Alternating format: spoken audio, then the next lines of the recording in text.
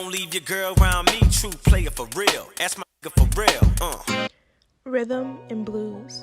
Everyone has a favorite R&B song, and if they don't have a favorite song, they have a favorite singer or at least know what R&B is. R&B is a genre that is very difficult to get away from. It's like a thief in the night that always has its hands in every pot when you check beneath the surface. Aside from gospel, jazz, funk, and blues, I don't think that there is any genre to exist that doesn't pull inspiration from R&B. It's been over 8 decades since the music genre was discovered and became popular, and just like everything else, it grew and it changed over time. Many enjoyed the growth when the genre reigned supreme, but when things changed over the last 15 to 20 years, some expressed sadness, grief, and disappointment for its current state and the shift of what it is that they used to know. Forever mine. Rhythm.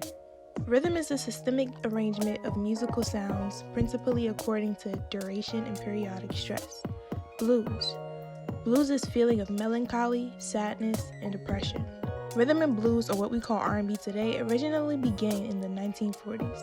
This term was used as a label of separation for African American secular music. R&B derived from gospel, jazz, funk, and traditional blues music, and then joined rock and roll before parting ways decades later. Throughout the development of this genre, we got to experience 1 in a million talented icons that can never be duplicated. Each of these artists came with their own styles and expressed themselves in their own way. Some sassy, some classy, some sensual, and some all wrapped into one. The hot topic of this genre is just as the name is, rhythm and blues. Some would sing blues about life and blues about the world, but the most popular was rhythm and blues about love because everybody wanted it. As I stand here contemplating on the right thing to decide. Love being a major topic in R&B is a really important reason as to why we don't talk about R&B like we used to. I just want you to keep that in mind because I'm going to come back to that point. Who can I run to when I need love? A reason why the genre was and still is so special today is that, above all, one thing that has been a reoccurring theme when it comes to all of them is their upbringing, how they discovered that they could sing, and what they decided to do in order to master their craft after that. Many of the R&B artists were never too ashamed and always made it known that they grew up singing in the church. In my personal opinion, I feel like that played a huge role in their success in the way they helped build the genre, because it built character and nurtured a natural gift that was already in them. Another reason not to mention is not only did they put their emotions into the music, but they bared their heart and soul for consumers to hear, see, and best of all, feel. I'm afraid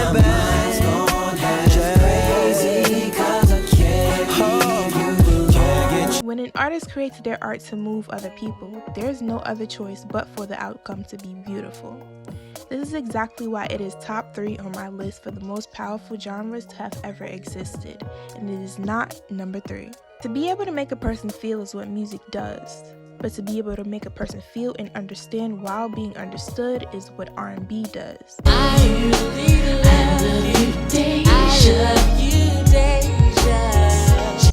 Today's R&B is completely different from yesterday's R&B, just as many genres are different from what they originated. One of the most impactful changes was the discovery of subgenres, allowing artists to branch out and not be confined in a strict box to replicate what had been done in the past.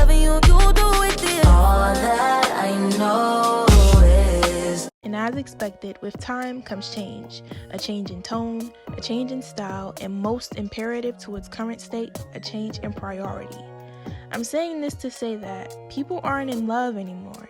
Our generation are not in relationships. They're in situationships. And if they are in relationships, they're either toxic or competition.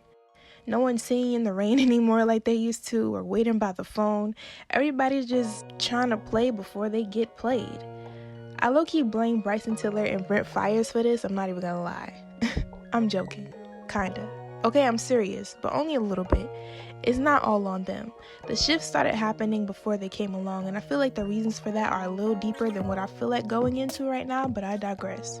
body up, you got the earth, wind, and fire. Baby, you know I keep it nice and Contrary to popular belief, the artists aren't any less talented. They just don't have the same upbringing or fire to them that would increase the quality of what they can produce.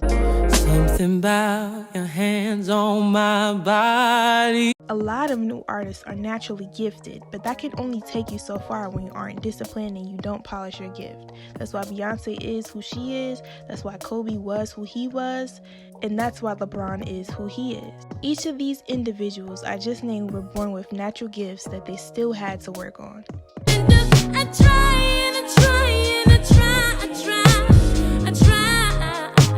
But I also can't sit up here and act like an entire industry doesn't choose to ignore the most influential genre that there is. The very genre that made the music industry what it is today.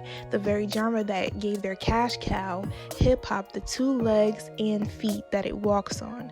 So it's not that R&B is dead. It's not that the new artists are less talented. The genre has just shifted because the priorities of the world has shifted as art imitates life and life imitates art. Who are some of your favorite R&B artists, or what are your favorite R&B songs? Let me know in the comments down below. Thank you for watching.